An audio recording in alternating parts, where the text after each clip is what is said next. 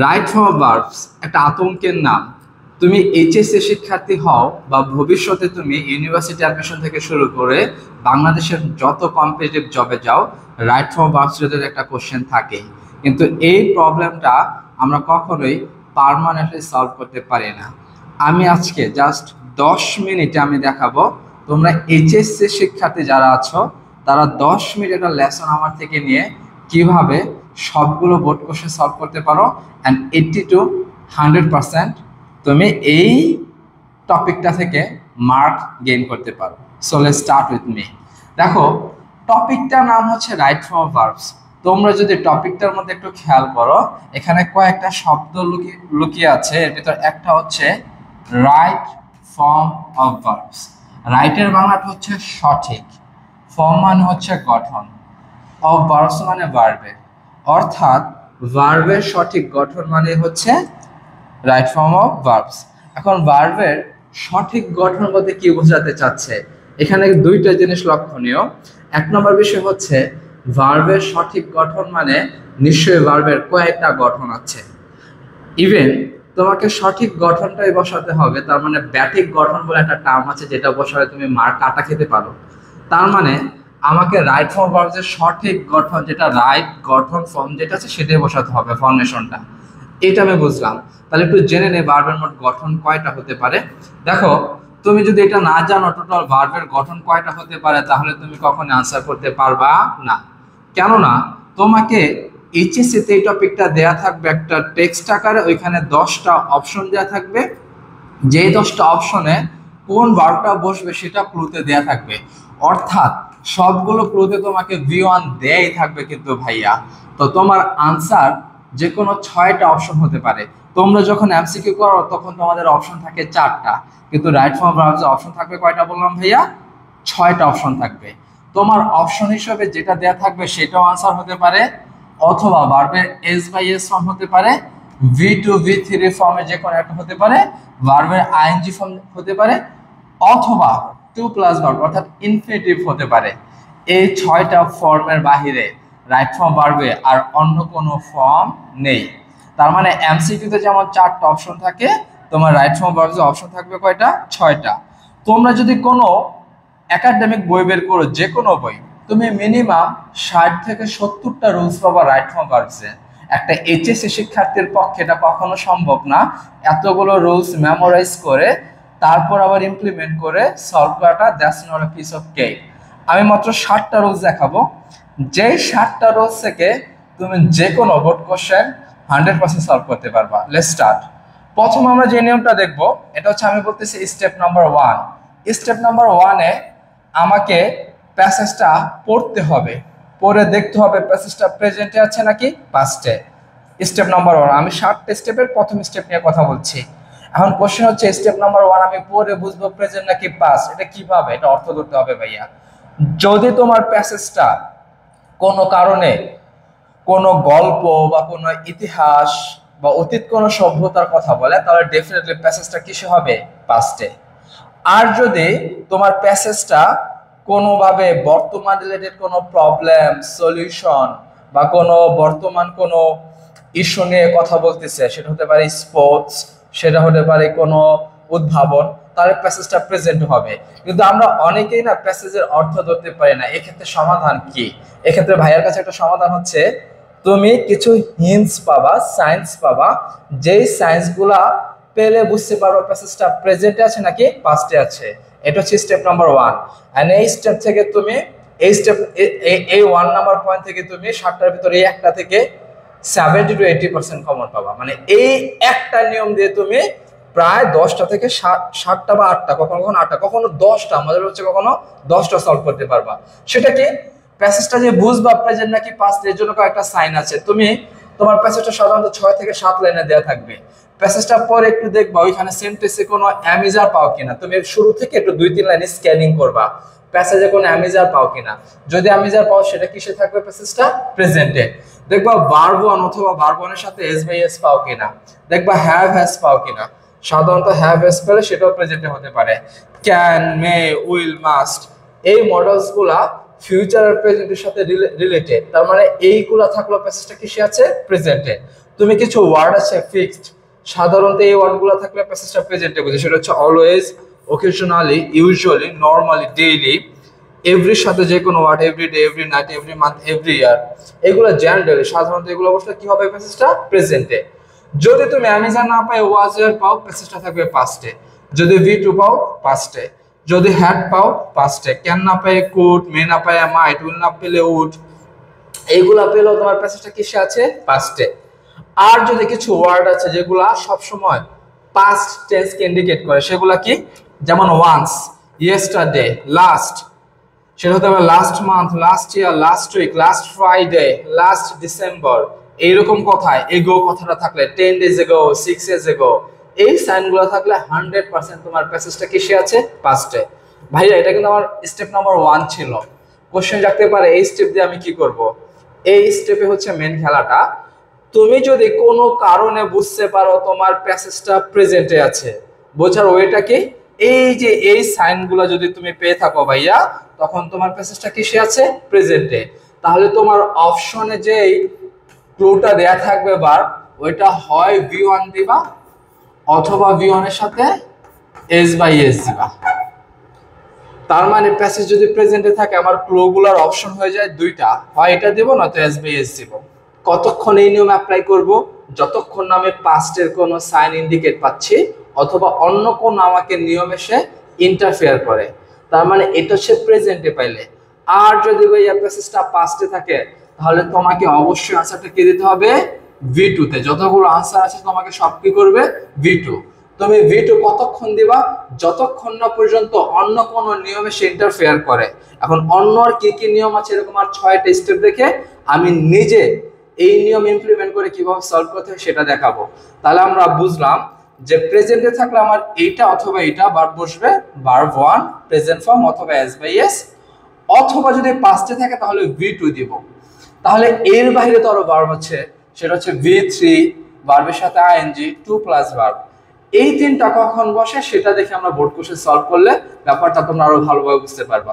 তাহলে চলো আমরা আমাদের পরবর্তী যে নিয়মটা আছে সেটা একটু দেখবো। অলরাইট, অর্থাৎ ভার্ব 3।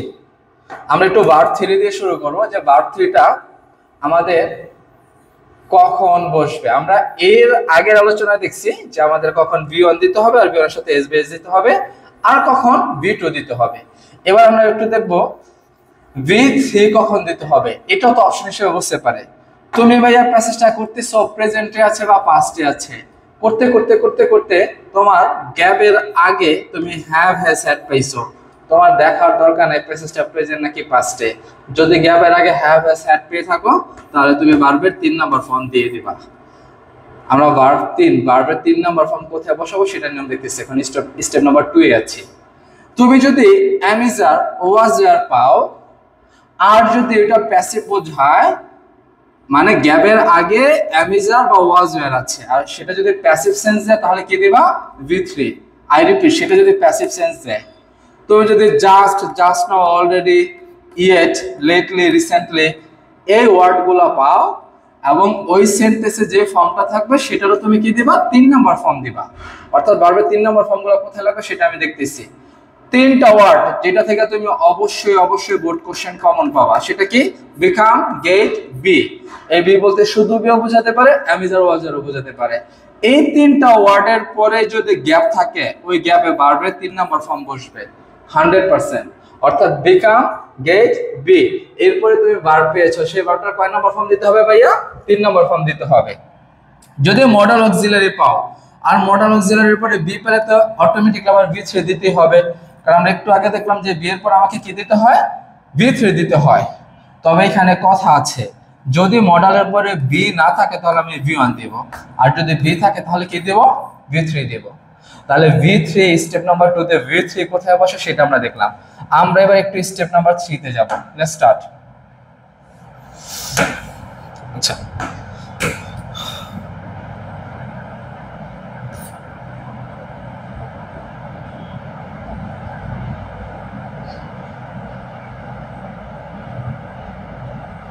আচ্ছা স্টেপ নাম্বার 3 তে আমরা কি দেখব, ভার্ব আইএনজি কোথায় বসে। এর আগে স্টেপ আমরা দেখছি V3 কোথায় বসে। সেন্টেন্সে যদি নাও এট দিস মোমেন্ট থাকে, এই ওয়ার্ড দুইটা যদি থাকে, তাহলে তোমার যে সেন্টেন্সে ভার্বটা থাকবে সেটা কি হয়ে যাবে, ভার্বের শেষে আইএনজি দিয়ে দিবা। সেন্টেন্সে যদি am is or was were থাকে, am is or was were এর পরে গ্যাপ আছে, তাহলে তোমাকে ভার্ব আইএনজি দিতে হবে। কোশ্চেন রাখতে পারে, ভাইয়া স্টেপ নাম্বার 2 তে বলছেন am is or was were পাইলে V3 দিতে হবে। আমি কিন্তু বলছিলাম এটা প্যাসিভ থাকবে, কিন্তু এই ক্ষেত্রে তুমি ভার্ব আইএনজি দিবা যদি সেন্টেন্সটা কি হয়, অ্যাক্টিভ হয়। এখন সেন্টেন্সটা অ্যাক্টিভ নাকি প্যাসিভ এটা বোঝার একটা ওয়ে আছে। যখন আমরা বোর্ড কোশ্চেন সলভ করব তখন আমি বলে দিব যে সেন্টেন্সটা কি অ্যাক্টিভে আছে নাকি প্যাসিভে আছে। আপাতত যেটা একটু সেন্সে রাখতে হবে যে am is or was were যদি আমি পাই সেটা আইএনজিও হতে পারে, V3 হতে পারে, এতটুকু শুধু মাথায় রাখতে হবে। আচ্ছা, সবচেয়ে ইম্পর্টেন্ট নিয়ম ভার্ব আইএনজি, সেটা হচ্ছে প্রিপোজিশন। প্রিপোজিশনের পরে যদি ভার্ব পাও সেটা প্রেজেন্ট নাকি পাস্ট ডাজন্ট ম্যাটার, তোমাকে ভার্বের আইএনজি ফর্ম দিতে হবে। তাহলে প্রিপোজিশন কারা, তোমাদের প্রিপোজিশন নিয়ে একটা টপিক কি আছে, প্রিপোজিশনগুলো দেখে না, এগুলো সব হচ্ছে প্রিপোজিশন, শুধু টু ব্যতীত, কারণ টু এর পরে V1 বসে, টু এর পরে কি বসে, V1। টু প্রিপোজিশন ব্যতীত যত প্রিপোজিশন আছে সবগুলোর পরে ভার্বের কি ফর্ম দিতে হবে, আইএনজি।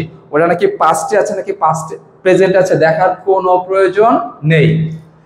তারপরে ওয়াইল এর পরে গ্যাপ আছে, 100% ভার্বের আইএনজি ফর্ম দিতে হবে, প্রেজেন্ট নাকি পাস্ট দেখার কোনো প্রয়োজন নেই।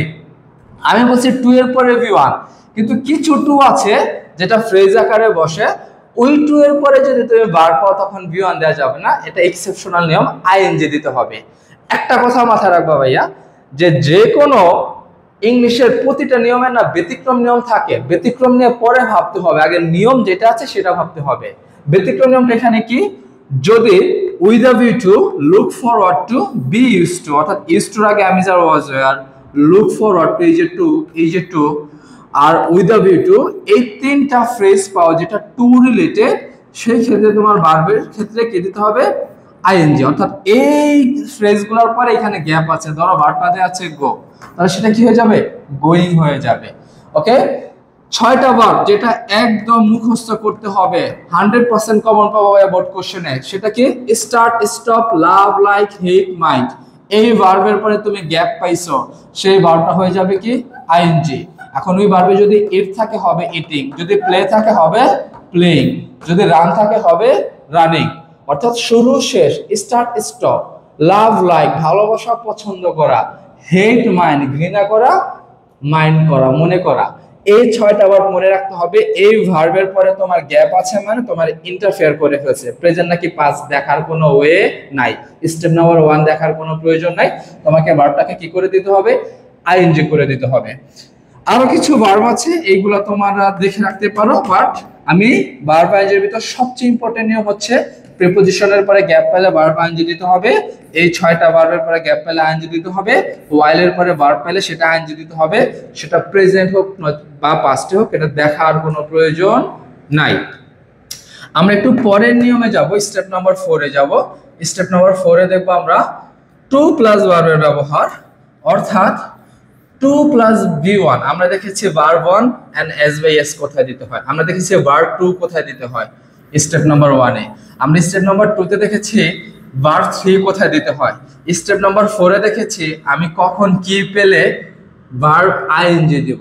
এখন আমরা স্টেপ নাম্বার 5, স্টেপ নাম্বার 5 এ আমি দেখব টু প্লাস V1 টা আমি কোথায় দেব।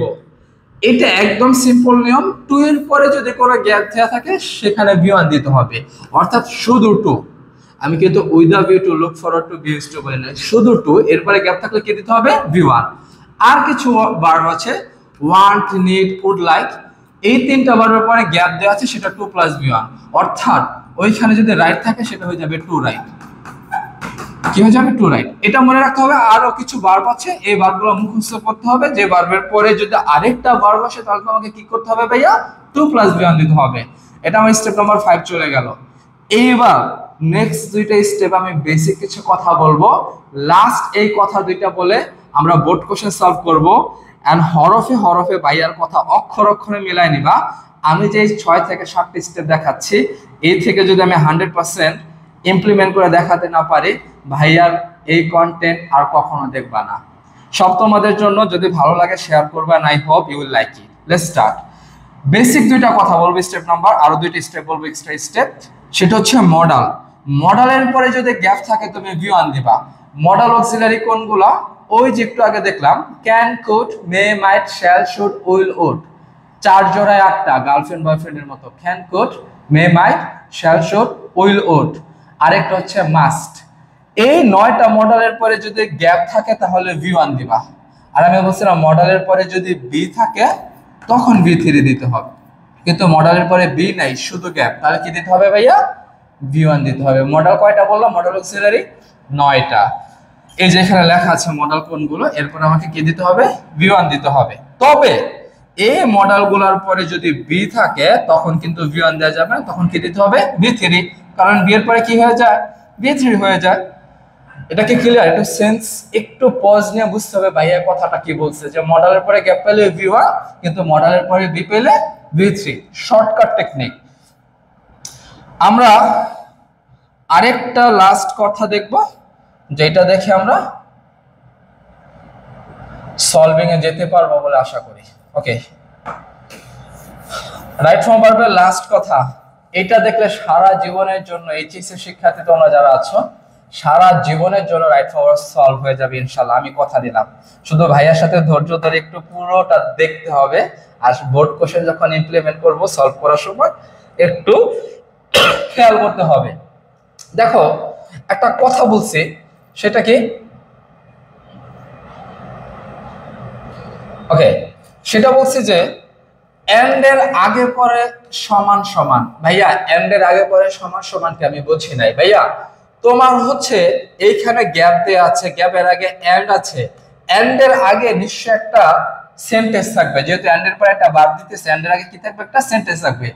বা এন্ড এর আগে যে ভার্বটা থাকবে সেটা দেখতে হবে কোন ফর্মে আছে। সেটা যদি V1 থাকে তোমাকে V1 এ দিতে হবে। V2 থাকলে এন্ড এর পরে যেখানে গ্যাপ আছে সেখানে কি দিতে হবে? V2 দিতে হবে। আইএনজি থাকলে আইএনজি দিতে হবে। যদি ভার্বের সাথে এসবিএস থাকে এসবিএস দিতে হবে।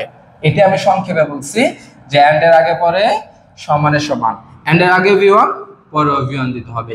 প্রেজেন্ট নাকি পাস্ট দেখার প্রয়োজন নাই, আগে V2 পরে V2 দিতে হবে। প্রেজেন্ট নাকি পাস্ট দেখার প্রয়োজন নাই। এই সবগুলো কথা আমি ইমপ্লিমেন্ট করে দেখাবো। লাস্ট কথা, যদি তোমার ব্র্যাকেটে বি দেয়া থাকে ভাইয়া, রাইট ফর্ম ভার্বে যদি তোমার ব্র্যাকেটে কি দেয়া থাকে? বি। এই বি বলতে অ্যামিজার, ওয়াজ দেয়ার, সাধারণত অ্যামিজার অথবা ওয়াজ দেয়ার বোঝায়। ওই যে স্টেপ নাম্বার 1 এ বলছি প্যাসেজটা যদি প্রেজেন্টে থাকে, প্যাসেজটা যদি কিসে থাকে? প্রেজেন্টে, তাহলে তোমার আনসার হবে অ্যামিজার। এই অ্যামিজার কোনটা কার সাথে বসবে এটা নাম্বারের উপর ডিপেন্ড করবে, নাম্বার আর জেন্ডার উপর ডিপেন্ড করবে। ঠিক আছে, আই এর ক্ষেত্রে অ্যাম, থার্ড পারসন সিঙ্গুলার নাম্বার হলে ইজ, আর প্লুরাল ফর্ম হলে আর।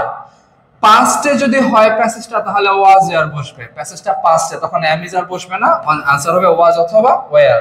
ওয়াজ ওয়্যার এটা নাম্বারের উপর ডিপেন্ড করবে, সিঙ্গুলার হলে সাধারণত ওয়াজ, থার্ড পারসন সিঙ্গুলার, আর বাকি ক্ষেত্রে কি হবে? ওয়্যার হবে। সো এটা কিন্তু গ্রামার, এই গ্রামারটা বুঝতে হবে। যদি কোনো ভার্বের আগে নট দেয়া থাকে, নটের পরে ভার্বটা দেয়া থাকে, তাহলে ওই নট বলতে ডু নট, ডাজ নট অথবা ডিড নট বোঝাবে। যদি তোমার প্যাসেজটা প্রেজেন্টে থাকে ভাইয়া, প্যাসেজটা যদি কিসে থাকে? প্রেজেন্টে, তাহলে হয় ডু নট, ডাজ নট এর পরে V1 দিবা, যে ভার্বটা সেটা বসায় দিবা। আর যদি প্যাসেজটা পাস্টে থাকে তাহলে ডিড নট এর উপরে V1 দিতে হবে। এখন ডিড নট এর পরে কিন্তু V1 বলছি, V2 দিতে পারবা না, কারণ ডিড নট কিন্তু তুমি করেই দিছো। তুমি ডু নট, ডাজ নট এর পরে V1 এ দিবা, অন্য কোনো ফর্ম দিতে পারবা না। অর্থাৎ কখনো কখনো এইভাবে থাকবে, তোমার অপশনে এইভাবে থাকবে নট গো। এই নট গোটারে কি করবা? এটা ডু নট, ডাজ নট হইতে পারে অথবা ডিড নট হইতে পারে। যদি প্যাসেজটা প্রেজেন্টে থাকে ডু নট, ডাজ নট। এখন প্রেজেন্টে থাকলে নাম্বার অনুযায়ী ডু নট হবে, নাম্বার অনুযায়ী ডাজ নট হবে, সিঙ্গুলার প্লুরালের ব্যাপার। আর পাঁচটে থাকলে ডিড নট হবে। এই হচ্ছে আমি রুলস শেষ করলাম। যদি ভাইয়ার এই কন্টেন্টটুকু তুমি আস্থা অর্জন করতে পারো বা বিশ্বাস রাখতে পারো, তাহলে পরবর্তী কন্টেন্টে আমি বোর্ড কোশ্চেন সলভ করাবো। ধৈর্য সহকারে ওইটা দেখতে হবে।